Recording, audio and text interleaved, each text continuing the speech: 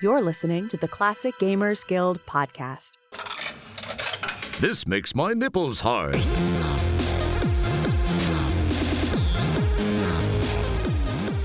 Hey there, friends. We are back with another Sierra Comparison episode. Finally, yay! And Paul, what game is it we are talking about today? I didn't know if I wanted to commit to that, so I came in late, and it's just the whole thing was regrettable. We're leaving it in. It's happening. Because in my head, I'm like, wait, can you make that beer noise? Have we ever tried this out loud? And yeah, it's not good. It's not great. Yeah. We also had like a little hard one to do. Yeah, no, there's. Yeah. We also had like a little pre-planned sketchy thing. Mm-hmm. It's like in Mexico, they do that everywhere. Ooh, ooh. That was more like 90s Euro dance song, like. But we had this whole like bit sketch thing we had worked out where I was going to interrupt you with something, or no, you were going to leave silence and I was going to do something, but now I forgot it, like a game show host. Okay, you were going to tell them what the episode's about. Oh, right, because it's the beginning of the show. That's fair. Okay, mm-hmm. I am okay. So welcome, guys. Was that what I was going to do? This is not. You were gonna. I said it was a comparison episode.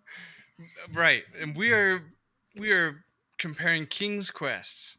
So some of the King's Quests are on display for comparison. Many. We are mostly there are too many King's Quests. First of all, so let me get this out of the way. We are comparing the AGI version. Which one, you ask nerdily? Well, we're gonna go with the 1987, like the staple, the main. Your most common King's Quest, the 1987 IBM release it's in. If you bought it on Steam, this is that one. And we're going to compare that to the SCI version, which was made in 1990, also by Sierra. So that's nerdily speaking what we're doing. Is it? Oh, did the other one come out so late? Because King's Quest 2 came out in 85 and King's Quest 3 came out in 86. And then King's Quest 1 came out again in 87? Yeah, 87's like the main PC version. Like the original King's Quest AGI. I should have said, well, Anna, it's funny that you ask. Because we totally planned my confusion, too. Exactly. I just blew the setup, gang. She knows what's going on here. Because we were just, before we got on the air, literally fighting about whether or not it came out in 83 or 84. We'll get into that later. It was as vicious as everyone can imagine. A fight between us would have been. We're so with her hardcore. Canadian politeness and maple syrup was thrown. It was. I told her and her entire nation to just calm the fuck down with maple related products. Like, it's just dominating your lifestyle and how we look at you. Relax. It is delicious. Okay, all right. Okay, so the PC Junior version came out in 83, 84. That's what we'll fight about later. But I'm saying we're not going to go over that one because that one it's barely different, but it's harder to play because it's a boot disc one, and you can play it. As a matter of fact, check out our friend Space Quest Historian, his hilarious and awesome series on the King's Quest games. When he does his first video in the series is King's Quest 1, obviously, and he plays the booter version there, the 83, 84 PC Junior boot disc version.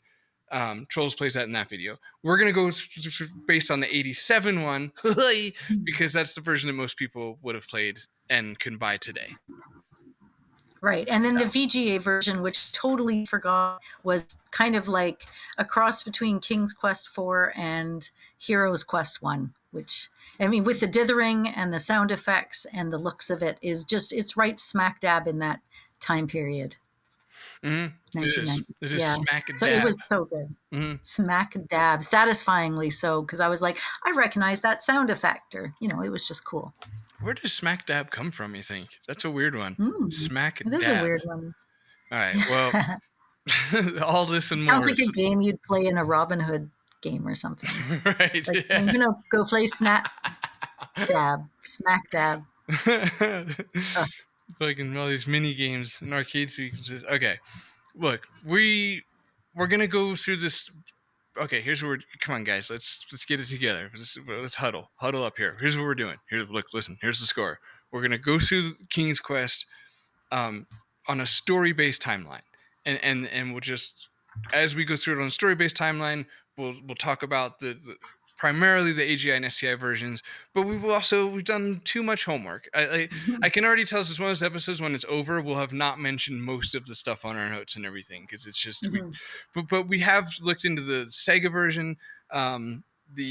That's right, there's a Sega version if you're just now hearing that for the first time. I imagine listeners of our show already know that, but maybe for the two of you that didn't, they actually put it on Sega for some reason. And then, Anna played some of the Apple version. I played some of the AGD version. That's a lie. I watched somebody else play it, but it's more or less the same thing. And we're going to talk about it all starting now. No. Perfect. So when I went and played it, I didn't realize, I was just like, I'm going to pick an early version. So I picked the Apple AGI version that had no speed control. So you couldn't like make yourself go faster or slower. It's just where the option is on the menu. There wasn't. And the sound effect for the water was not toned down the way that they managed the sound effect for the water in the 1987 version. It was sort of like a wild cacophony of sounds that was just, I meant to send you a recording of it. It was pretty wild, but it was slower paced. And but it was a lot easier to play in some versions than the remake from 1990 because a lot of the timed sequences were a lot simpler in the original. Right. The original. I went back after doing this and I played the 1987 version because I have a copy of that as well. And it was a little bit nicer because you could change the speed, although changing it to faster was a tiny bit faster than comfortable. Anyway. Right. It feels like out of control. Yeah, like it's constantly getting ahead of you. Mm-hmm.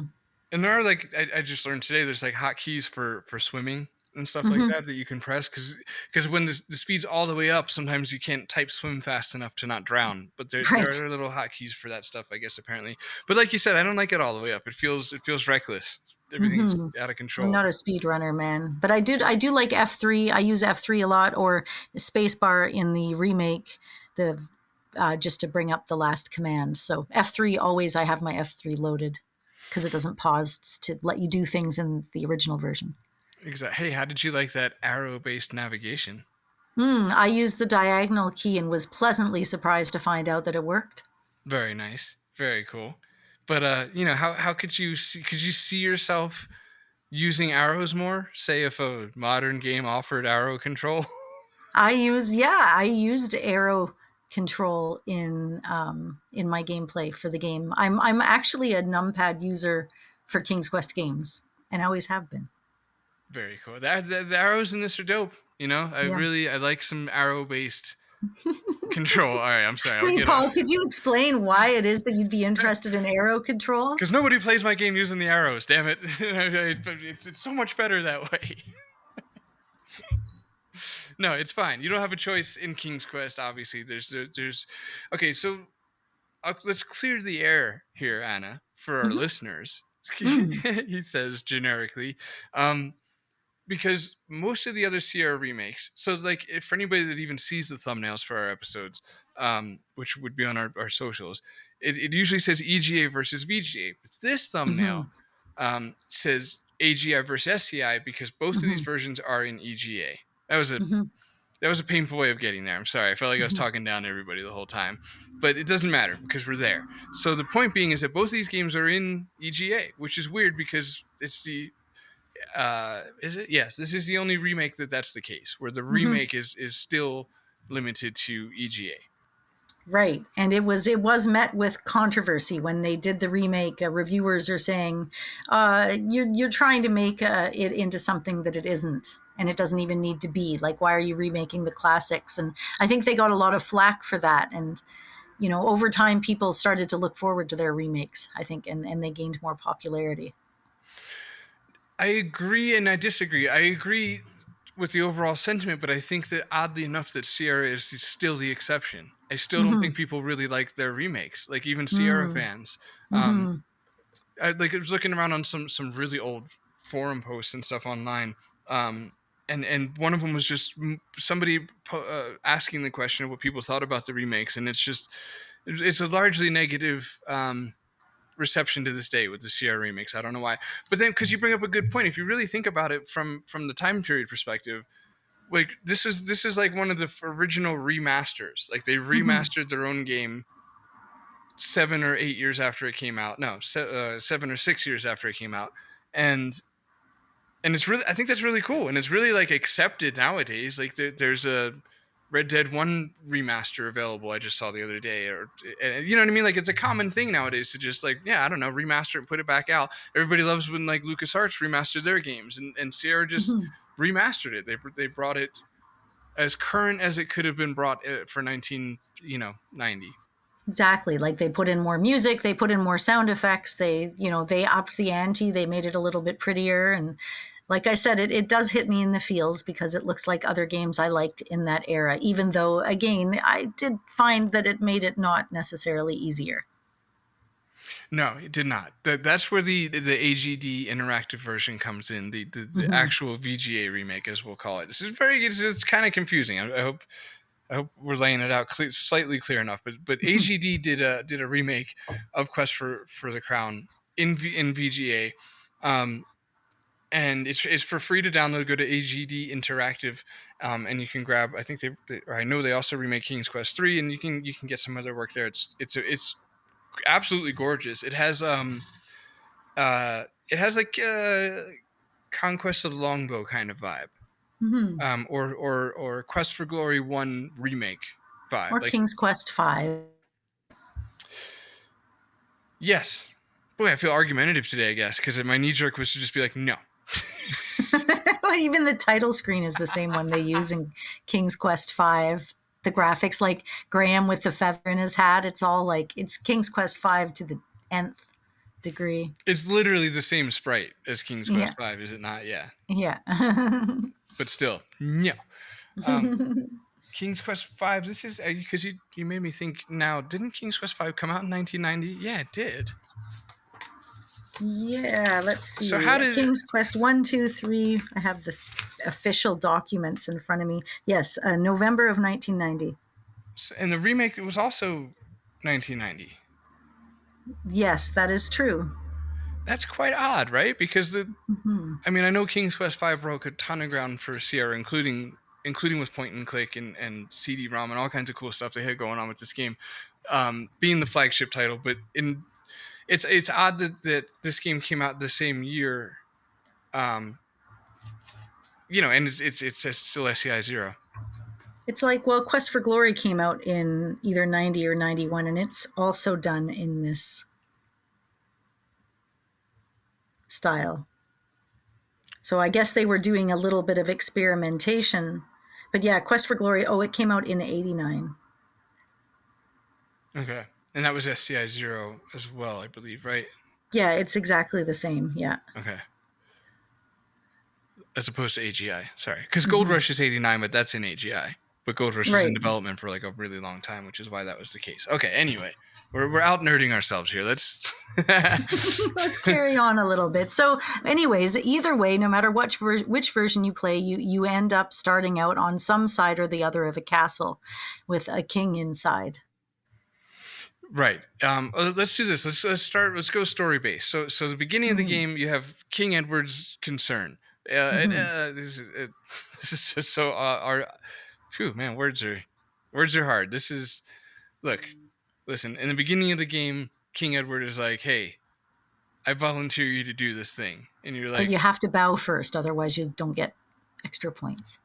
Yeah, thank you. Yeah, you gotta bow first. There's nothing to indicate because you can just like randomly start talking to him and everything's okay and it doesn't stop you. You just wonder at the end of the game, how come I didn't get those points? Right, because you didn't bow to your lord. I guess that's a weird thing, right? That's okay. Well, anyway, enough political talk. I don't know how it's political. We could force it to be political with the monarchies and whatever, but that's no fun at all. So King Edward volunteers you to do this thing in the SCI version anyway. Okay, so like here's the deal. I think throughout this whole episode, I'm going to be more familiar with the SCI version, and Nana's going to be a little more familiar with the AGI, just based on how we did our homework. So I don't know if it's in the AGI version, But in the SCI version, the king's like, I volunteer you to do this. And you're just like, that is not how volunteering works. You can't burden somebody with you know what I mean? Like, to volunteer, you have to. Voluntold. Yeah. So the king's like, but I volunteer you. And you're like, wow, that's not how that works. But anyway, regardless, the king's dying, all your magical, a lot of magical stuff, too many magical things, I would argue, for this kingdom. Like, they just. You need to tone it down. Yeah, it's like there's a real kind of Wakanda vibe going on. Like, man, there's a lot of just awesome stuff in this one desolate location, but or isolated. Fairies, everybody knows who you are. You know, dwarves that make an income off of stealing, but nobody else is ever there. Right. It's well, there is the one poor couple, and we all know why they got so poor. Those goddamn dwarves. I hope are we allowed to say dwarf? Is that cool? Well, it's a game character. What are you going to say? Vertically challenged member of the King's Quest game franchise. That sounds more offensive. It did somehow. No, it did. I got that too. Right.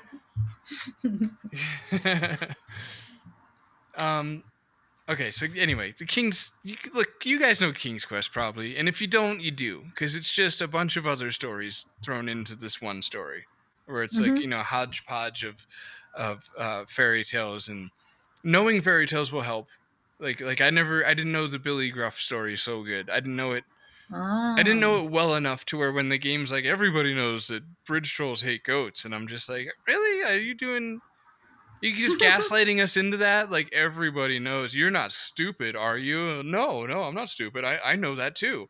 But but they had a real reason. It is from a beloved fairy tale. Anyway, you head off on your mission. So in the AGI version, well, I guess in both versions. Now you're outside of the castle, where you spot one of the original differences, which is that there's no more alligators. In the SCI version, you get a big river snake monster, and he is adorable. He's got the cutest little face and these little gremlin teeth, and he's like, ha, ha, ha, I'm gonna get you. And you're like, I know you will. Like, I'll eventually misstep.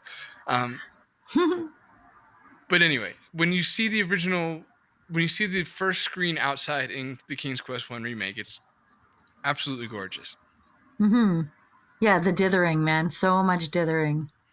It's really good looking. Like, it's just a really, like, it's I don't know. I think all my nostalgia comes from that SCI 0 era. So like everything just in that, King's Quest 4-esque art, Space Quest 3, like that whole era is just, man, just hits all the right notes. Looks almost so as if you'd enjoy Quest for Glory 1. Almost, yeah. We'll never know. I'm kidding. I'm sorry. Okay. Anyway, so here, you take over. I've been saying too many words. What do we do next on the mission? We're outside. Now we're looking left. We're looking right. Well, there's like this stump if we go out on the left-hand side that if you push it, you can get something like a dagger from inside a hole in the ground, which is super convenient. And I think in one of the versions, the earlier ones, if you're standing on the wrong side, when you push it, you can fall in the hole, which is funny to me because it would be a pretty shallow hole. It's got a dagger in it, right? Oh, right. That's interesting. Like, if you could reach down and grab a knife, how could you die from falling in it? That sounds like a huge oversight. What the fuck were they thinking? And then, yeah, there's like carrots, but you're not. This is the game where they first start teaching you that you can try to eat anything you want, but you might screw yourself over if you do. Yeah, you can do a lot of what you want and die for it. So yeah, now that we've been voluntold what we need to do, we've got to venture out into this like wide world and start like mucking about, like looking. I have looked in every log hollow in every game I've ever played since playing games in this series. I'm assuming every hole in a tree, every hollow, every rock, you've got to be able to push it. If there's rocks on the ground, you've got to be able to pick it. And it's always a little bit arbitrary. Sometimes games like this are like, yeah, pick the flowers, obviously. And then other times it's like, why would you pick the flowers? They're so beautiful. But you've always got to try. So basically that's what you're doing at first. You're going out there and then like a lot of the things that happen in this game are on randomizers. So you might encounter a character or you might not encounter a character. And kind of, it's fun, right? It's just, it throws you out into this world, and it's just kind of like figure it out. And the only thing that we were able to do back in the day of these games was to pull out an instruction booklet and be like, okay, sometimes it would give you a little bit of a walkthrough, or it would at least give you the commands you could use, like talk or walk, so that you could base everything you do off of it. But it was really just okay, go on out the door. There you go, buddy. Give it a go. Yeah. You've been told. It just immediately creates that Sierra open world vibe that makes you want to see all the text. Like even the first one, or sorry, that's not helpful. Even the AGI one, like it's either way, graphically, man, why suddenly these words are very hard. Graphics aside, either version, as soon as you're set free, you have this whole world that you want to explore and look at everything and touch everything, and just you could see like the birth of that Sierra kind of magic starting with this game, and even more so with the SCI version, in my opinion, just because it's more visually appealing. So it's like I don't know, a lot of people are super diehard about liking the AGI version better, and I would say show me one of them that chooses that without nostalgia for it. Because it's like, dude, fair enough. If you just love King's Quest AGI because that's the one you played, like nothing is in a game of like rock paper scissors or rock paper nostalgia. Sorry guys, nothing beats nostalgia. Like every nostalgia is always gonna win. Whatever gives you that like warm little feeling. So it's like, of course you would like AGI better if that's the first one you played, as is the case with most people. Like most people are introduced to King's Quest through the AGI version. But I'm just saying, if you're not nostalgic for King's Quest, like I'm not, it's a tough argument for AGI. Like the SCI version is it's not only way better looking, but it's really good looking just on its own. Like it's a gorgeous game. It's one of my biggest takeaways from this little playthrough is that it's among the most graphically underrated Sierra game. And I think it's because it's just thrown aside, as we've discovered in this whole series of comparisons, that the remakes time has not been good to them. Really, it has nothing to do with time, because they weren't received well initially either. It's like nobody's just ever liked them, period. But if you really look back from a non-biased point of view, and again, when I say biasm, I really just mean from a non-nostalgic point of view, it's just a way better looking game that does the exact same things with like a few little differences that we will like it obviously be getting pauses into. when you type. That's the biggest thing. What made King's Quest 1, the initial game, so bloody intimidating for me is the fact that it didn't pause when typing. And in the remake, it does. Right. That's our age-old argument. Because again, if it lets you, if it pauses when you type, then it's less panicky. Say for anybody listening who's played the AGI version, just imagine like trying to frantically type in swim, and it's like the clock's against you, and then you typed in SWIB by accident, so you got to and yeah, just that feeling of panic. But it is nice in the other sense. I think the Gold Rush a lot when it comes to this, where it's like you can type in the command from the left side of the screen as you're walking to the right, and like it gives that OCD something to do. But it does. There's no waiting in between times. It does fill the time. You're right about that. Good call, Paul. But I will say, with that gone, when it pauses for it to type, you can now use that time for snacks instead. Yeah. So SCI 0 for the win there again. I did feel after playing the AGI version, when I started playing the SCI version, I kept typing too early. So I had to cancel it out and re-put it up again, because it's like, oh, you're not standing close enough, because I was so used to typing the stuff early and not waiting that extra 3 seconds. Right. That's a good call.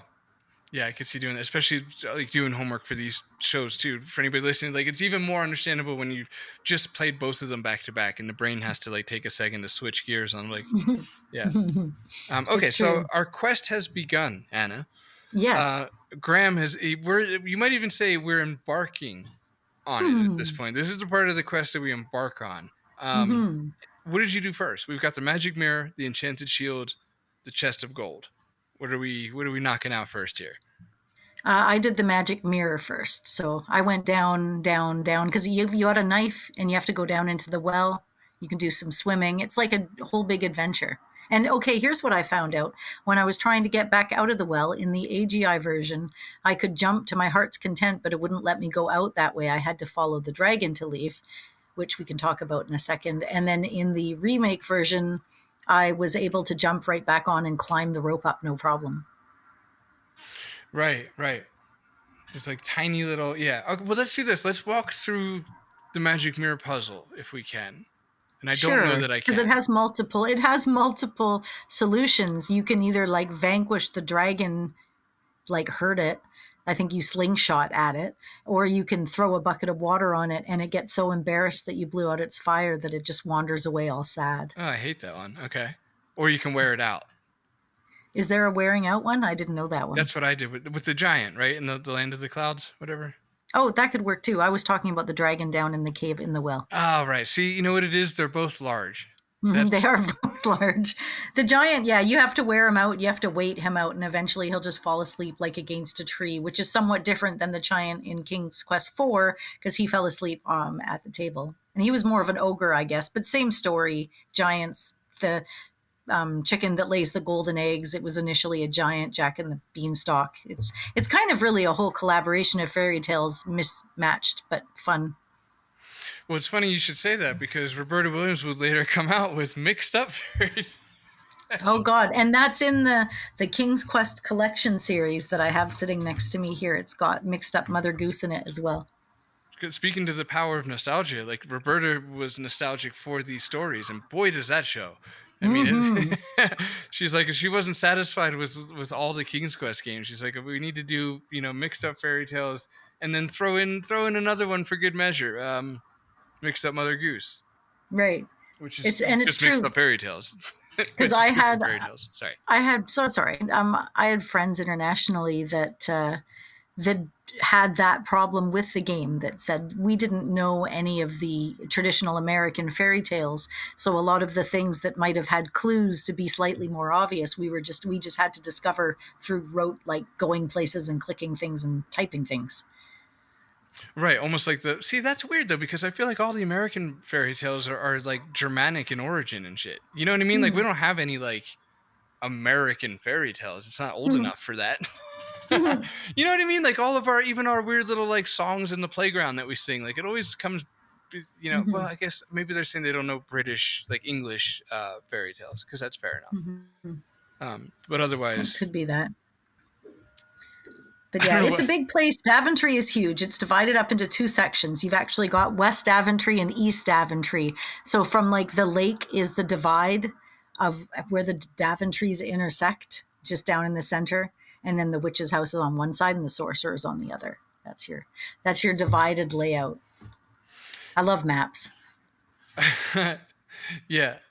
I love a good hand-drawn map as well. Shout out to Brian Destifine, who actually made one of day 2 of my game for me, which was surreal and awesome. Well, one thing I need to redact what I said earlier about hate that with the putting the fire out thing, because I was confused. I didn't know it was the dragon. That makes sense in that context. I thought it was like nice. the giant gets embarrassed because he put out his. Like, I was very confused. I don't know why I'm bringing that back up. That was a mistake. Putting out the giant cigar, and he got quite upset. Yeah, exactly. Damn, where's my can? Doesn't matter. All right. Okay, so let's just say we got the magic mirror. Is there anything surrounding the magic mirror that you specifically want to cover? Difference-wise? Oh, just the looks of it. I mean, the magic mirror is way more obvious in the SEI version. It's just sitting right there. It's big. It's like glinty. It's glinty. All of these things. Nice in the other version, it's like, oh, what's that thing sort of over there in the corner? Should I look at it? Should I pick it up? It's not everything's as obvious. Like it's that much easier to just kind of accidentally miss stuff. Right. Wait, it's easier to miss stuff in the SCI version? No, in the AGI version. Right. Because it's just so much more primitive. Yeah, it's primitive. And they did some rearranging, like, for example, where Rumpelstiltskin is. He's on the other side of the screen. Just little things. Right. Yeah, I agree to that completely. Okay, so we've got the mirror. I don't think I have any... I actually do have a bunch of notes. I think I'm rushing us past the mirror because I have nothing on it at all. I got your Rumpelstiltskin notes, some Beanstalk stuff, some Woodcutter's Wife stuff, even some King Edward stuff. But I have nothing on the dragon itself, except for it's just Again, it There's no looks better. forced order. You can get picked up by the bird whenever you want instead. Like that was the trickiest in the AGI version because I had to type jump like 10 times to finally jump in the right place for the bird to get me. It's not exactly intuitive, and it was way easier. The bird just like picks you right up super easy in the remake. Right, even though jumping is easier in the remake, but you don't really Yeah. need to utilize that. Good old Yeah. F4. Mm-hmm. I was testing the game. When you step outside of the castle in the SCI version, it shows your reflection, which I was super Yeah. impressed by. And I was like, I wonder if they accounted for jumping in front of the reflection, and they sure did. It was awesome. Mm-hmm. Well, there used to be a keyboard overlay for the original, which is awfully hard to come by nowadays, but it told you all of those little shortcuts and things. Right, right. Yeah, that's like as sought after as the Willy Beamish watch. You know, just one of Yeah. those white whales. I have the Willy Beamish stickers, but no watch. Right, that's good though. Man, the cliffs in this game, I was looking at the screenshot, the cliffs are awesome. They have this like Cliffs of Dover kind of vibe to them, like very slate rock looking. It's such a pretty game. All right. Well, after the magic mirror, then we're going for the enchanted shield. It turns out. So we got to outsmart some leprechauns. I like this one. It was actually absolutely adorable. I liked it so much when I was watching the dance of the leprechauns because you get to play a fiddle for the group of them. And the king was doing this like doop doop with his like staff, doing this like really awesome dance before he clears the room. Yes, yeah. The remake has the most adorable. You're right. The animation where he mixes. It's just like the staff thing, like you said. Whatever he's like hitting the staff on the beat, and it doesn't sound amazing. Matter of fact, the sounds in the SCI version are super weird. And kind they're of all jarring. a little weird. They are, but and you don't get to see that whole dance in the original because it's just the throne room's empty because you played the fiddle, and you just have to assume everybody left. Right. They poof. They poof off. Yeah, I was looking at videos for this episode too, and everybody was giving Graham a hard time. But the leprechauns, they stole the thing to begin with, right? They stole the shield. We're just taking our kingdom's property back. It's true. Yeah. So, take that, unnamed YouTubers. Yeah. They're the ones that stole the fucking thing. Don't start no shit. Won't be no shit. It's true. And then they encourage the use of taking magic mushrooms. Like, what are they trying to say? Definitely to take magic mushrooms. That is, I think, clearly what they're trying to say. It must be an homage to like Alice in Wonderland because you have to like pick this mushroom and then you eat it so you can shrink. Right. And in the AGD VGA, oh man, it's just too many acronyms this whole episode. Yeah. In the VGA remake, they play a Super Mario sound, which was welcome, frankly. I like how you can like fall off of anything and die, but when like this giant bird drops you from out of the sky, it's such a loud force that you hit in the remake, the SCI, that there's like literally shining yellow ouch marks around you, but you're fine. Yeah, but you're fine. It just goes to show you they don't understand falling, I guess, in any regard. Well, that's like in cartoons, right? They don't know that they're falling until they look down and realize there's no ground underneath them. Right. Yeah, okay. Another thought that comes to mind, too, is that this episode, not in a bad way, has a weird vibe to it compared to our other comparison versions, and I think it just hit me why. There's not a lot of differences, and that's not a cop-out. We will say all of the differences that there possibly are, even if we just shoehorn them in at the end. We will prove that we've done our homework and such, no matter how on the nose it is that we're proving it. But the point being is that this, out of all the remakes, I find this one to be almost the most remaster than remake. It's really just a better looking version. There's just a very slightly less dead end Walking Dead problems with it. Not as many as you'd think. Like you'd think they would have fixed all of them, especially by 1990. Well, just regardless. There's a slightly longer intro with King Edwards, and there's a slightly longer outro. But like there's not a whole lot different with this game, and I just need to clear the air with that now, because as we're like halfway through our timeline list, and it's like we haven't mentioned a ton of differences, and I guess I'm just clarifying for everybody listening that there isn't a whole lot of differences outside of the visuals. Yeah. Yeah, it's true. It's a really true to life remake, and other than adding a bit of extra flair here and there and a bit of extra humor, it's essentially the same game, but prettier and a little bit trickier. Again, with the any kind of time sequence, I found like pushing the witch of the gingerbread house, because there's like this gingerbread house which you can eat, by the way, which is great, but you have to like push her into the boiling pot.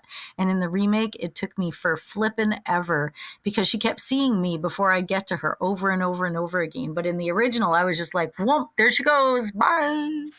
Bye. Yeah, that's a good point, and that reminds me to mention to listeners too, if any of this whips you up into playing the SCI remake, which I think has secretly become our goal through Yeah. these episodes, is to kind of encourage you guys to play the remakes because they're better than we all think, I guess. Um, New Rising Sun has a patch for the SCI version, and I highly suggest anybody playing it uses the patch. Now, with Scum being at like what 2.8.1 these days, like I'm not sure to the degree of which Scum has fixed most of this like in house, because that's kind of their thing, right? Just improving quality of gameplay, and I know they've integrated a lot of New Rising Sun's patches, so they might already have done that, I guess is what I'm saying. But point is, you can get, well, for Anna, from your playthrough, if you were struggling with it, it sounds like maybe they haven't. Or were you in DOSBox? You weren't in DOSBox. No, I was using Scum. Right, you were in Scum. So maybe, I guess they haven't. Point is, go to Sierra Help and grab the New Rising Sun patch, and that'll fix all the timing issues. Oh, good. If you're going to play it. Yeah. Thanks for telling me now. Yeah, of course, it got you.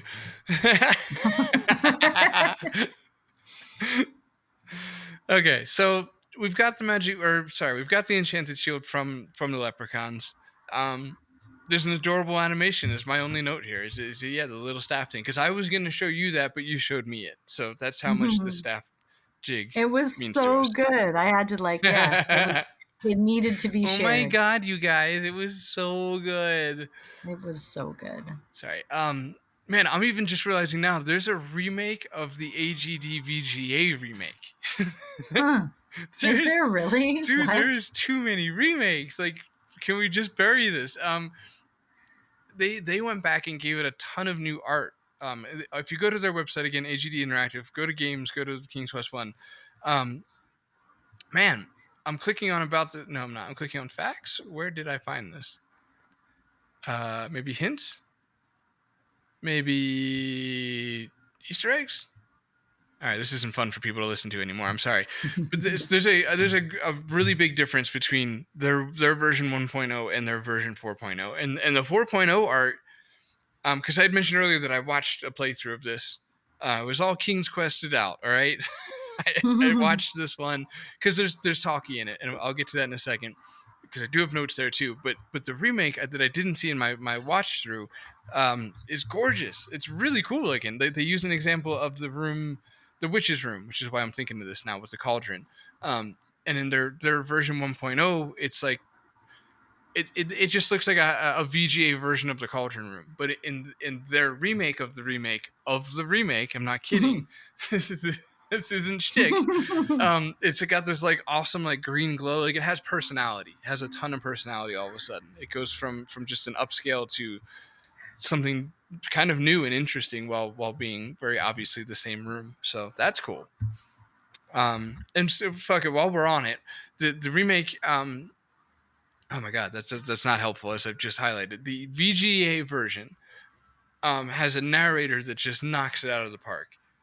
Does such a good, like, it definitely is channeling Gary Owens, but like for the good. Like that's what I want. I don't want, you know, you just don't need to reinvent it. The dude nailed it. Just do what he did if you're a Sierra remake, and the guy did, and it's just awesome.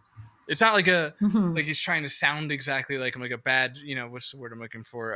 Impersonation. It's not like an impersonation. It's just like in the spirit of Gary Owens, and it's really good. It's fully voiced, which made it which is why I did the watch through version of it, because I could just have it told to me like a 40-minute story, 24-minute story actually I think was the watch through. But it's got, classically, if you don't know, Josh Mandel reprises the role of King Graham for the AGD VGA remake, which is just so charming. I love that he did that. Basically, that's just so cool. And other than that, it's in the beginning of the VGA remake. I can't hand this off to you, damn it. So I'm stuck just seeing this through. But in the because it's the VGA, in the menu in the beginning of the VGA version, you can choose to play it with or without dead ends, which is so Okay. cool. And just a ton of extra code that they must have had to have done. Like everything's got to be offered if this, if they selected that, else do this. Like, man, I respect the amount of effort that went into that alone. Because you could forgive them for just making it to where there's no dead ends. Like we could forgive the remake for not even forgive it. Like that's almost the point of a an upscaled fan remake is to get rid of all the bullshit, which they did, but they still offer you like the authentic experience through their graphics, and just kudos to them. It's just awesome, so nerdy and so cool. Yeah, they did a great job. I mean, there's a lot of like passion and respect paid backwards with remakes like this because these are, I mean, it's all passion projects. You can literally go and download this stuff. It's free. Yeah, exactly. Definitely go check it out. I don't know. I guess we could maybe we'll say all right. We'll save that for the end. I'll save it for the end if I remember. If not, it'll just never have been said. We'll all wonder. Okay. Anyway, let's move on to the chest of gold, shall we? Yeah, next you're supposed to do a bunch of stuff. You said we were supposed to get gold next, but to do gold, we got to go talk to the gnome. And that's like one of the most infamous puzzles in the game because it's like Rumpelstiltskin, which a lot of us knew. But then, okay, in the AGI version, it's Rumpelstiltskin backwards, but also with a backwards alphabet, meaning A to Z, B to Y, C to X, etc., all the way to Z to A, which means that R corresponds to I, U, F, M, N, and then you end up with the Ivan Grofen, which is obviously what it would be. And then there was like a note, I think it was in the witch's house or somewhere, that says it's best to think backwards sometimes. And that was like think backwards, but like not necessarily backwards with the whole alphabet. So that was kind of wild. But in the SCI remake, you can do just his name backwards. You don't have to do the weird alphabet mashup. Yes, that is factual and correct. And I would say that the SCI remake version of this puzzle is the way that it should have been. Because it's like it was kind of hard enough for everybody originally, and I think a ton of people, a ton of people on fair grounds eventually figured out Rumpelstiltskin backwards, and then you get that message that you said, Anna, where it's like, saying Anna like there's a third person here. That's weird, right? Fuck that. There is. There's many other people here. Right. Yes. Hi, I didn't see you there. Okay, but then. And I was thinking about this too, that Sierra, the one place if they really wanted to stick with, you have to do the whole alphabet backwards and then do that. Like, okay, fine. If I can't talk you out of that, fine. I'm not saying I'm cool with it. I'm just, the metaphorical, if you can't talk them out of it, they want it that way. Then their rejection for at least figuring out Rumpelstiltskin backwards, their rejection should have had a hint, man. Like, I know, honestly, it was kind of merciful of Sierra just to even tell you you're thinking on the right path, because that actually, I was reminded of that researching for this episode, and it actually took me by surprise for a second. I'm like, wow, they gave you a little bit of help there. But now I can't help but think like that would have been a great time to have just been like even more backwards, think more backwards. I don't know, just something to help you in whatever direction, because it's like it's very defeatist. But anyway, the SCI never would have gotten it. I never would have gotten that without a hint book. There's no way my brain would have processed the concept, even though I was into codes as a kid and other languages, fake languages, things like that. I never would have got that. It's too far. It's infamously too far, as a matter of fact. So yeah, the takeaway here in the spirit of this episode is the SCI remake handles this puzzle the way it should have always been handled, which is you just spell it backwards. Yeah. So. But anyway, we are off to get the chest of gold. This is the one that involves the giant. I guess I like this one the most because I have the most notes about it. I've been just keen to get to it. I was imposing the giant onto the dragon earlier, but this is well, okay. Sorry, Rumpelstiltskin gives us the beans, and then we can plant the beanstalk and climb up to the giant. So much harder to climb it in the AGI version. Oh my goodness! Thank you. Okay. Because I saw online somebody arguing, it's like an old forum from like 2011, arguing that the SCI version of the vines was harder. And I was like, no, but you have to line up his hands with where you want him to be in the SCI version, not his legs. Oh, wow. I could see how just that one little thing they would be like, oh, if you just apply that formula, right? That's a really cool point, man. Good notice. Good way to notice stuff. Thank you. After like 15 freaking saves on the first one, and I'm just like, that was so frustrating. It was like this one point where you have to make it look like your face has to like literally dip behind one of the vines so that it looks like you're climbing up and through it, but it's like to the like mega mina, whatever you'd call it, tiniest little pixel that you have to be right on the exact spot. Right.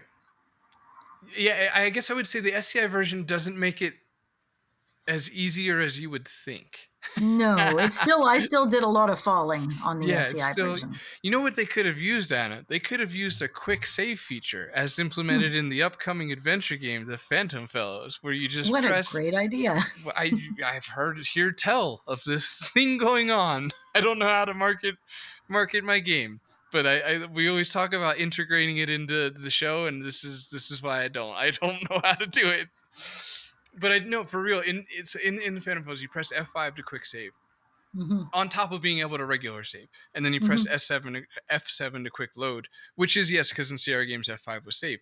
But I'm saying this all to say, one, wishlist and buy my game, and two, that the Vine Beanstalk situation would have been awesome to have a quick save to be able to save scum, because it's like in a Sierra game when you make it up like two single stairs, you want to save scum. Yeah. Yeah. Which we didn't even know it was called that. Back then we just said we were stupid if we didn't save. Day. Like back in our day, people would be like, "Oh my gosh, you didn't save," if you actually had friends that played them. Nowadays they're like, you need to save. It's like gambling at the casino or something in one of those games. You had to save or you just lose all your money. Yes, and spamming too. I never knew spam as that type of. It was just a meat. It was just a potted meat growing up, and then it became email problems or whatever. Too many emails, spam mail, whatever. I also just recently learned that snail mail is the name now for regular mail. Oh, it's been that name for decades. The kids are telling me is that when I was a little kid, we called it snail mail because my dad was a postman. Okay, so that's always been around. What was it slow in comparison to? Would be the maybe it wasn't called that when I was little. Maybe it didn't. I wonder when that term first originated. I bet you I'm oversimplifying. Well, all this and more some other time. We're definitely. She's gonna talk to her dad, you guys, and we're gonna tell you what's up with this mail thing. Oh, it's been around since 1942. Okay, she just got it from the internet instead. Yeah, and although it was not common to use emails until the 90s, it was still called that. Ordinary postal service as opposed to other communications. Huh. So people are just always complaining. That checks out. Actually, sure. Immediately checks out. Yeah. You're too slow. And compared to what? I don't know. Deliver it faster. Yeah. Okay. Well, anyway, back to King's Quest. Now we're climbing we already covered that. And we covered Rumpelstiltskin. I think I'm out of things to say for this part. It's fine. I'm still hooked on the snail mail thing. It's an interesting. It's borderline more interesting. Yeah, I get it. I do get it. I will say, while you satiate your thirst for snail knowledge, whoa. I will just say that the trees in the VGA version, the AGD VGA version, is gorgeous. It's like so good. They did love their trees. They did such a good job with it. I agree with you. They're magical. So much depth and dimension. Like you want to climb them. I did not. No, I did. That's the line. I wanted to climb them. I wanted to go in them, and some of them. I wanted to go back inside. I'm like, it is hot out here, heavenly, and like under the willow tree and stuff. It was just that's it though. They are willow trees. Good call. I love a good willow tree, man. Me too. I love willow trees. And I wonder if a part of that is the magic of these games. But you can go inside a willow tree, and we've got a lot of them in my neighborhood. So they drape. And it's like curtains leading into another world. It's like going underneath one of the giant fir trees that kind of, you're underneath even if the rain's going, and you can even stand up if they're big enough. I love going under trees. Now we I see there. I'm on board. I don't want to climb them, but I will walk slowly underneath of them and stand there. That's Mm-hmm. like the willow trees have like 80s cock rocker hair. Mm-hmm. Like picture D. Snyder and then let that fade into a willow tree. It's seamless. Mm-hmm. It So is yeah, thank you. very I GIF-like needed in that. my brain. Mm-hmm. Right. So there you go. You get to climb up at the sky into the clouds, and instead of encountering a ogre eating his dinner, you're encountering a giant wandering through the forest, fee-fi fumming as such. Yeah, as they do. Yeah. Um, and then he sleeps. Mm-hmm. You just have to wait it out. A lot of this game is just kind of waiting. Like, is it not in the screen? Leave the screen and come back. Try it again. Try it again. Try it again. Try it again. Mm-hmm. That's kind of what it is. Yeah. Exactly. So you just walk around in too many circles. It is too many circles. It's like 3 Mm-hmm. too many. Where Mm-hmm. you're like, I know this is what I'm supposed to do, but is this what I'm supposed to do? Like I feel like I've been walking a lot of circles here. But then then he falls asleep. Man, this really is again just identical to the other one. Because one of the claims for the remake is that there is how would you say there's more like character the character interactions are more detailed with additional dialogue and improve actually that spills into something else but I didn't really get that so much. Did you? Settled. It looked a bit fluffed out here and there, but not by a huge amount. Yeah, I didn't. It's funny. I've got all these hint books. The official book of King's Quest 6. I've got the King's Quest Companion, which covers just games 1 through 4, which makes sense. The remake wouldn't be in it. But the one that covers up to King's Quest 6, you figure they'd at least mention the remake. In every other book series I have, it even compares a remake and a original somewhere in the book. But these ones are just like, what? It doesn't exist. I don't even know what you're talking about. There's the original, and that's it. Right. It's funny. Well, see, that's exactly why I was fighting with you about the 1983 thing, because I'm like, I don't believe them. They don't seem competent in like their timelines and like, you know what I mean? I feel like there's always a lot of little errors in Sierra's, I don't know, stuff. Okay, so where this stems from is I've got the King's Quest Collection series big box next to me that has like 10 King's Quest games in one. And it's got King's Quest 1 all the way through to King's Quest 7. It's got Mystery House Wizard and the Princess Mission, Asteroid Time Zone, Lorabo 1, Lorabo 2, Mixed Up Mother Goose Deluxe. And on the very first page, it says the epic adventures of the King's Quest saga, the original King's Quest for the IBM PC Junior, July 1983. Right. We're trying to pin exactly when it came out. Yeah. Sorry. Exactly. No, but this is just straight from Sierra merchandise. So I would love it. Wouldn't that be amazing if someone we listen to would just be like, oh, I happen to have a copy that says 1983 on it? Because I've never actually seen a physical copy that says anything other than 1984 or later. And that's where I became quite unmanageable earlier in my arguments with Anna, where it's just like, no. He was ready to throw down for sure. And I even walked upstairs. Several stairs. Imagine this, folks, up the stairs. I opened up a Tupperware bin. It was a whole thing. And I got out my PC Junior version, the one with the knight on the cover. Like, that scene that infamously happens in King's Quest where you fight a knight with a sword. And anyway, and I sent Anna pictures. So even if she doesn't want to, she can vouch. And it says 1984. And then I got the black box, which is the other 84 release. And that also says 84. And I was born in 83, and I have it in my head, as Anna knows, because it's quite in there, that I don't feel like anything cool happened in 1983, except for maybe a Star Wars, and I don't Star Wars. I'm an Indiana Jones guy. As if it's notoriously one of the two. But anyway, I there's not many things that happened in 83. And I want it to be 83, but I think it's not, because I don't believe Sierra. I've only ever seen it in 84, and their documentation is dodgy. So if anybody knows exactly when it came out, because I could see it being like in development or slated for publication or just some weird technicality, and then didn't actually make it to print, or I don't know. I don't know what's going on. So please help. Please help. We here at the CG Podcast need your help to solve this mystery.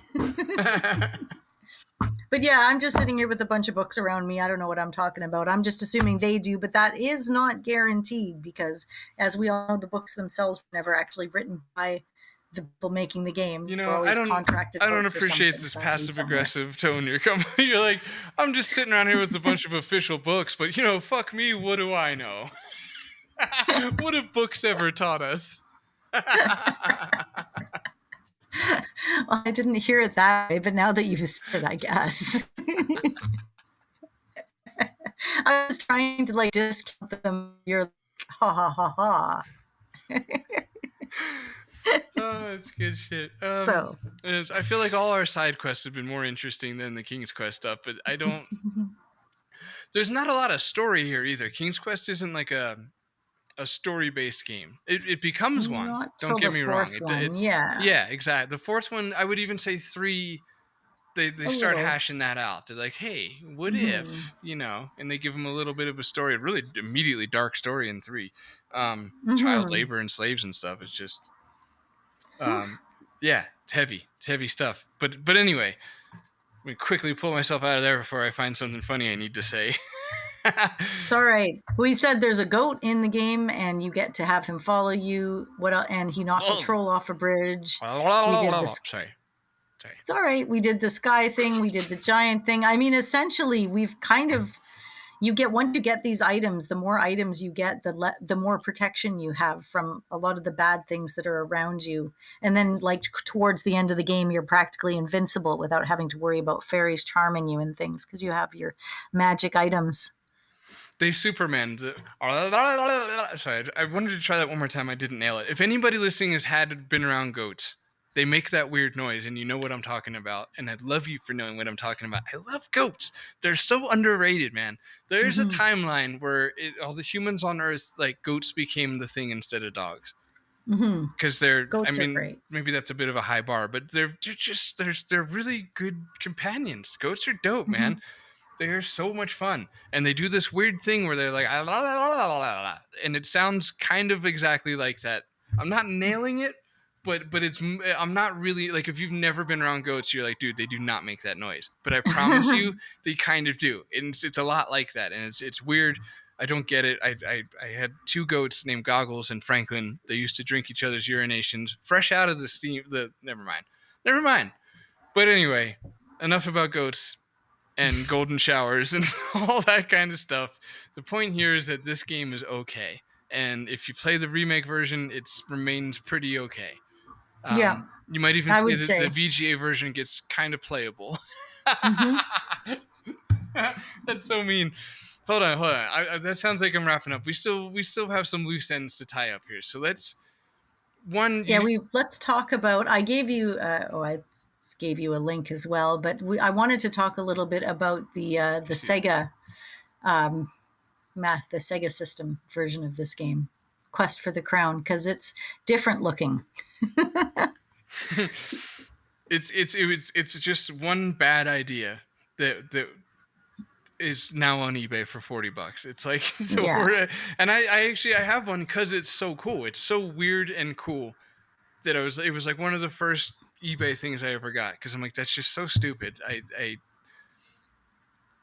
I mean, obviously, same with the, what is it, King's Quest Fives that's on Nintendo. I mean, Yeah, I have that one. It's also dumb. it's also dumb. You get, like, I think one. Speaking to Sega one, because you get one save slot. I think it might be more than one, but I don't think so. And to load your save, you have to type in just this whack code, man. Weird. It's like 25 letters long. I'm not kidding, and it's mostly just like the No. letter A with like Ugh. featuring D, guest appearance Mhm. by C, and it's just like A D A, and it's just that, but it's like a unique code too. And that's, I mean, literally, it takes like 10 minutes to load a game, like, for real. Mhm. Maybe it's like 3 minutes. Minutes are not that long. But anyway, well, it's not fun to look at all. Nope. Um, it does look better than the AGI version. Not to, again, nostalgia aside, but King's Quest 1 and 2 are not fun to look at. Well, okay, what makes them all fun is that they left the debugging commands in most of the versions of King's Quest 1, 2, and 3. So you can go straight in there and with ego and or as you would call main character in any room, hold the Alt key and the D key. It doesn't do anything. It'll just flick a little thing on the screen. But now you can all of a sudden bring objects to you or teleport to any room. So you can each object in the game has a code number, dagger being 1, say mushroom being 24. So you can switch or you can get the room numbers, as in the woodcutter's house is room number 24 or 25 puts you at the troll bridge. So anyways, it's kind of fun. You can still mess around within the files. They've left that into most of the versions. It's actually the information I'm getting is straight out of the official book of King's Quest 3rd edition. So I tried it out and it does work. I think it's a lot of fun, and I hope you guys out there are doing stuff like that just because it is fun. Like, if you don't know what else to do and you just still want to mess with these games, like, that's obviously when you start heading down, like, SCI companion territory and looking at resources. But debugging is akin to that, I think, where it's like, it's just fun to, like, man, I want to play King's Quest 1 again, but I kind of don't. And it's like, well, then do that. Jump in there and use, Google up the debug codes. The cutting room floor or tcrf.org has a lot of that. They're the perfect source for debug codes and room codes. More specifically, like the room codes, like knowing what to do with the debug codes. You can find there, and it's a lot of fun. But I just want to go back to Sega real quick and say a few things. One, this, like, scene for scene, it actually looks kind of a lot like King's Quest. Like, not at all, but exactly. And because it's like it's just everything through a Sega filter, through a console filter, as far as like how they handle dithering, and like it might have even been I like how the Japanese were doing things stylistically at the time, like the way they did grass. Like Sierra would maybe either leave it plain or just like dither the whole ground. And with console stuff or Sega art, let's say, it'd be like, just little patches throughout the whole screen. They love patches of grass, well, I guess because it's tile based. That's sorry. Maybe that was really obvious. It just dawned on me. That's exactly what's going on there. So it's like, it's like looking at King's Quest AGI put through tiles, and then all the colors are way less saturated. Just like a little less exciting. And then Graham just looks so Sega-like, doesn't he? He looks like a little kid, like he's, he's like the Kid Icarus sprite without wings or something. Right, Kid Chameleon. Yeah, but it looks so Sega. Maybe it's the black outline or like the way they drew his hat, but like he just looks very Sega. I don't know how else to put it, and I just keep repeating that, so I'll stop. But it's really on brand, I think is all I'm trying to say for a Sega thing. Like, you look at the scene, I'm looking at the scene of the leprechauns in the cave, and like it's completely different than the AGI one, but it's not. Like, everything's in the same place that it would be. Like you know what I mean? The king on the throne is like exactly in that place on the right-hand side, and the little tunnel exit is exactly where it would have been on the left-hand side, but it's just Sega'd, the whole thing. So it's look at screenshots and nothing more is my suggestion there. Highly recommend that's as far as you take it. Yeah. You don't even need like YouTube footage. It's not. There's not much going on. It was a mistake. This was a mistake. Exactly. So we got the AGI. There's the PC booter version. We kind of covered that in the very beginning of the episode, like the original. A couple of random notes I have is because I either, like, straight up, I think I said this earlier, but I also think we cut that part out. So, or future me will have cut that part out. So I just need to say that okay, I'll tie this into a larger point in just a second, because I've just been struck with inspiration and direction. Let's keep our expectations a lot lower than that sound. But like, the little snake guy, the more of a sea monster, is adorable, and he's just. And if I said this earlier, I'm sorry. I'm definitely not gonna cut this out, because I've already got several edits to make. And it's fun fact for the listeners: it's Monday. We recorded this yesterday, man. We were running behind, and that's my bad. But anyway, the sea snake is adorable, and every now and then he pokes his head out of the water and does this like adorable toothy grin. And it's just so cute. Dude, I love it. It's so cute. And Graham's jump animation is a lot of fun. I tried to really quickly, in case I already said this, I had them jump in front of the reflection in the water, thinking that maybe they didn't account for that, but they did. And yeah, okay. So I have a point I want to make, but before I do that, I hand the floor back to you in case there's like some loose ends that you want to mention. Mm, Meh. this was a game that I never really wanted to play because it intimidated me in the beginning, and I didn't know about the 1990 remake. It seems like, and you know what, even going online on YouTube, there's like 3 different versions of the 1990 remake being played, and nobody's really into that one, it appears. Right. So yeah, the first time I ever played through King's Quest 1 was with Korish's video game guide, 3rd edition, which there's no 2nd edition or 1st edition. They don't even appear to exist. There's no reference of them online. I have the 3rd edition. They're somewhat incomplete, and they're all in big blocks of text. So like this book is fat, like PHAT. It is a big book. And That it's might not actually be the regular fat. Sorry. a little bit of both, I guess.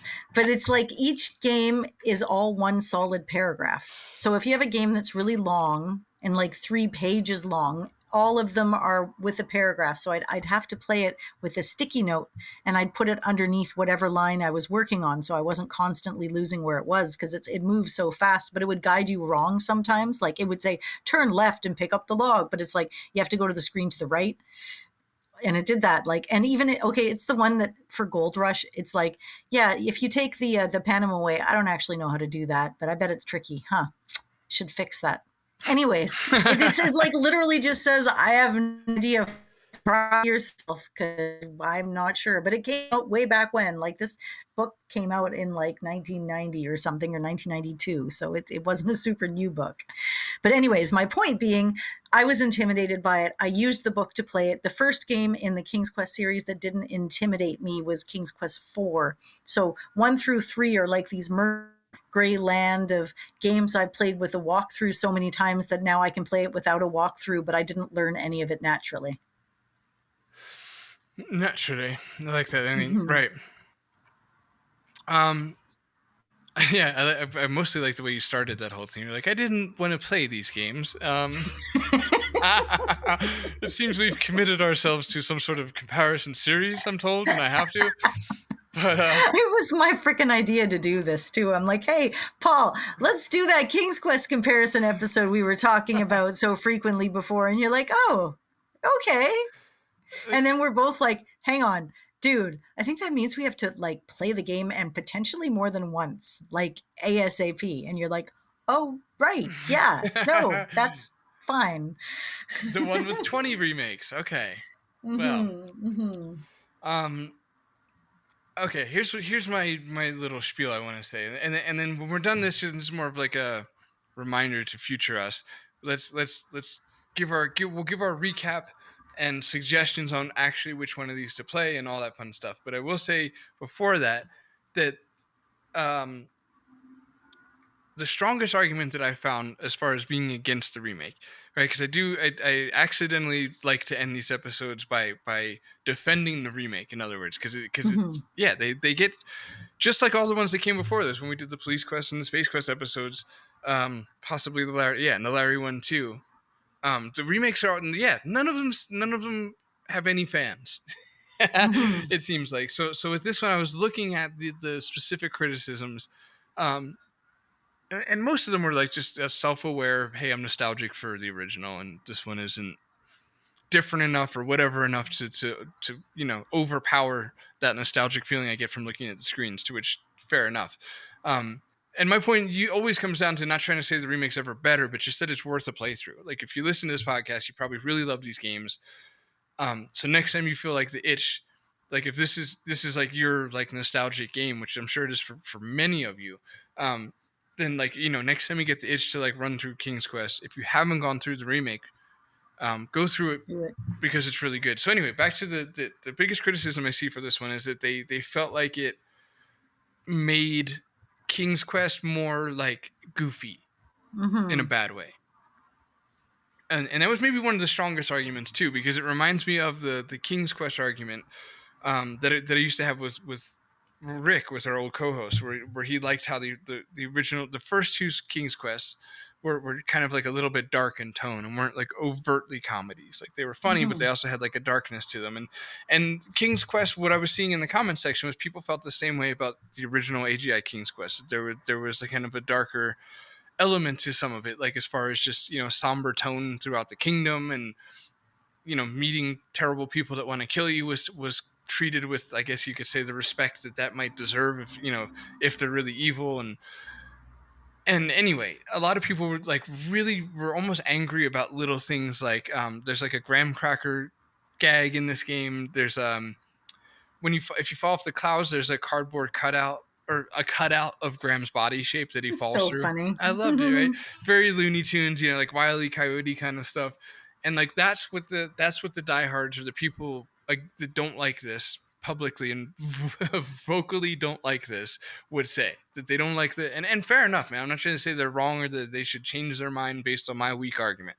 Not at all. I'm just trying to give the devil's advocate to that, to say that my takeaway from playing these two games was that Sierra kind of found out who they were in between the AGI and the SCI. And obviously that Right. never ends. Like, I'm sure they kept finding out who they were, but they started to figure out their voice. Like, and you got to imagine with the AGI version, you're just like carving out the first graphic adventure ever. Like, of course, it's not going to come with the personality that you desire or want to reflect on it. But by 1990, they started to have found a way, and I would say it's really consistent of Sierra to have it's really consistent of Sierra to have this goofiness, to have that cardboard cutout, to have like some of the faces that Graham makes when he dies in this game, like with the big bulging eyes, which they used a lot, and I get why it's kind of never stopped being funny throughout my gameplay.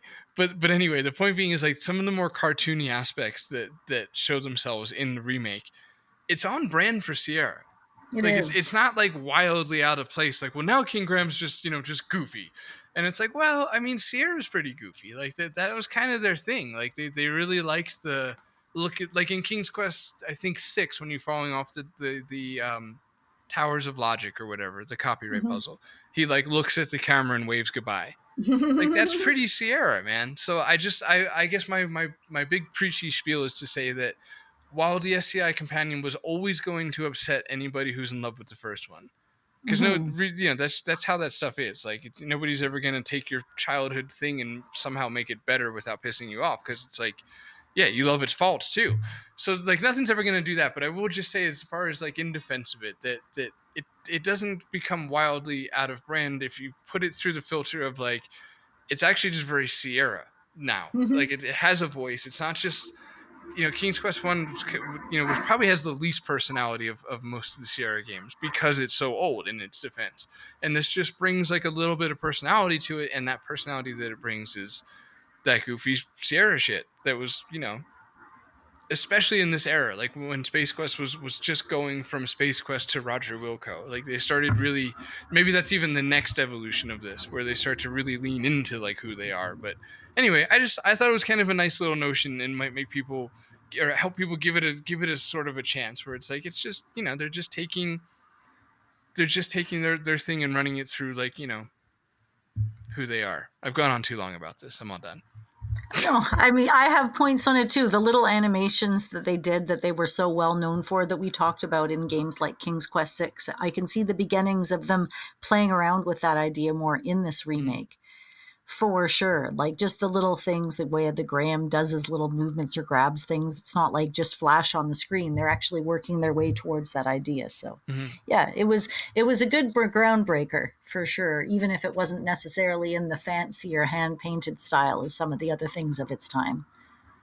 Right. Exactly. And the other, one of the other things I'm noticing from doing this series is I really like how the remake is a counterpart to the one that they're currently working on. Like Space Quest 1 is probably the strongest in that. No, they kind of all are, because Space Quest 1 is a lot like Space Quest 4, like in its like just overall vibe. Like you could just tell they were being made at the same time, and the same with Police Quest. Yeah, and Larry too. Larry's almost exactly like 5, like where they leaned into that cartoon style. And anyway, this one's unique in the sense where it's like it's almost gives you like a prototype King's Quest 5 vibe Mm-hmm. more than King's Quest 4. Mm-hmm. Because this was probably developed just a little after 4 and alongside of 5, or I don't know. It's hard to see. Yeah, probably maybe alongside. It's really hard to say because again, 5 was in the new engine and was actually point and click. Yeah, because 4 came out in 1998. 5 came out in November of 1990. 6 wasn't out till 92. Wait, when did 4 come out? 4 came out September of 88. Okay, so well before this, right? And that makes sense. I mean, even just like Graham's uniform, like his sprite, like it's very close to the it's an EGA version of the 5 sprite of the King's Quest 5 sprite, and it has I can't say better than it looks like a prototype of King's Quest 5, which is cool. And SCI 0 just absolutely rules. It's such a cool, weird little period in Sierra's time where I don't know, it was almost a pubescent kind of era for them where the graphics, everything was improving, but there was still text box. And all right. So what would you recommend to people to play? Looking at let's bring in all 3 versions, the AGI, SCI, and VGA. Well, that depends. I mean, I'd obviously say, do you want to type or do you want to point and click? Unless there's a version of the remake that doesn't include typing, because there's just so many random versions of it. But I mean, if they're like, oh, I don't mind throwing down some typing, then I'd recommend the Sierra remake. Well, okay. Maybe let's back up to just the Sierra ones real quick. What would you recommend between the 2 of those? What? Oh, the putting remake, all the for sure. Oh, yeah. 100%. It's beautiful. It is gorgeous. Yeah, they did such a great job with the graphics on that. And again, so reminiscent of so many of my favorite games of the time. It's hard to argue against it, right? Because it's again, if you don't have nostalgia for it, like I feel like this is like we're almost inherently pissing people off that are listening. Like, no way, the first one. And it's like, but, if you didn't grow up with the first one, like Anna and I didn't, and you presented these 2, then surely you understand where we're coming from under those circumstances, where it's like the first 2 King's Quest were tough to look at, man. King's Quest 3 is one of my favorite looking games, period, ever. It's got that McNeil Brothers like Gold Rush vibe to it. They were like they'd mastered AGI like by that point. That specific, I should say, that resolution. It's such a good looking game. So I love the way King's Quest 3 looks like. Because I know I can come across as like a little bit of a dick towards King's Quest to our listeners, so to which I apologize and have overstated in the past, because I really do like 4 and a bit of 5 and 6 too. But anyway, point being, it's hard to argue against the remake because it's kind of the same exact experience, but it's just better looking, like a lot better looking. And if you have nostalgia for the original, then there's no talking you out of that anyway. So stalemate. Right. Okay, so then then you already kind of said, like, putting the Sierra remake against the VGA one is more of a matter of taste when it comes to partial stuff. So I wouldn't even know what to say there. Like, do you like pixels or not? Do you want to type or not? Those are kind of your big 2. And then it's like, well, I like pixels, but I don't want to type. Then I'll be like, well, then you got to weigh your options out. I'm really torn because I part of me wants to just lean into recommending VGA so people go, support the indie sort of side of things or whatever. I mean, even though, it's been a long time now and blah, blah, blah. But the other part of me is like, I can't help but feel almost certain that most people just have not played the remake once again. Yeah.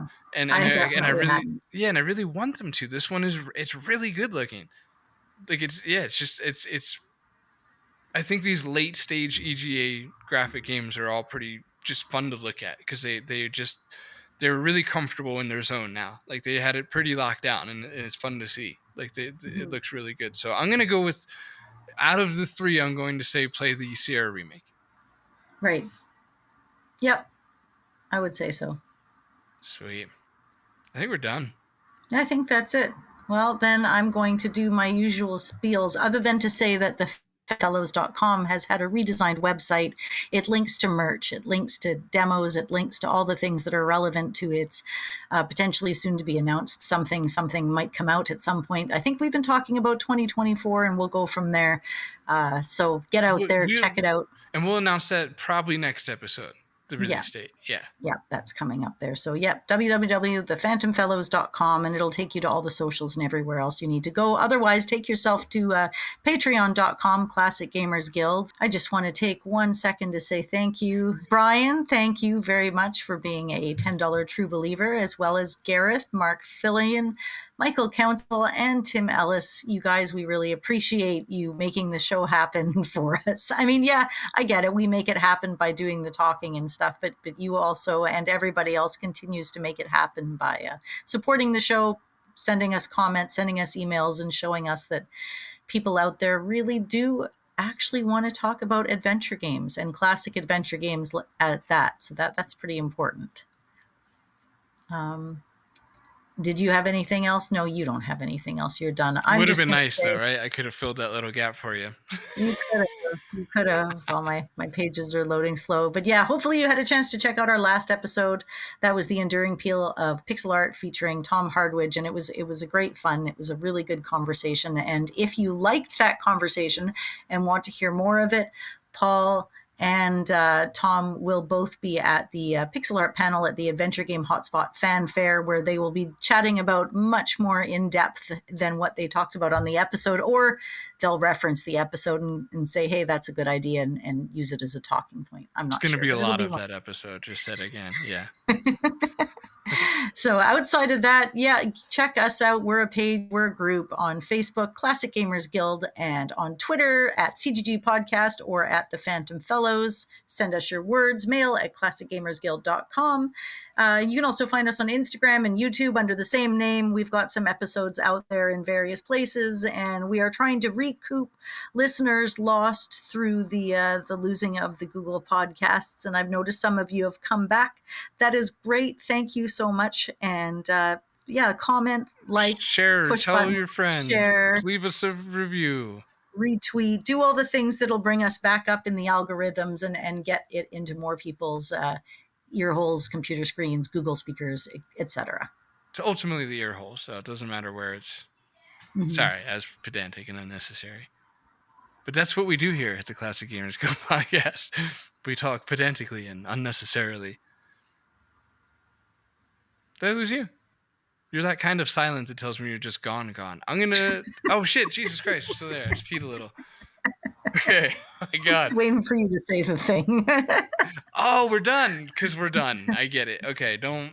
Please. Wait. Where's my can? Hold on. I'm getting the can for this. It's been a week or two, an episode or two. Look. Just don't do a murder.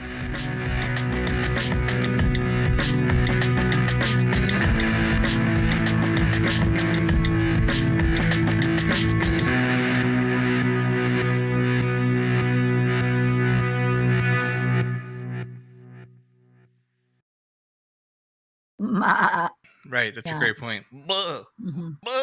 Mm-hmm. Right. Like that. Yeah.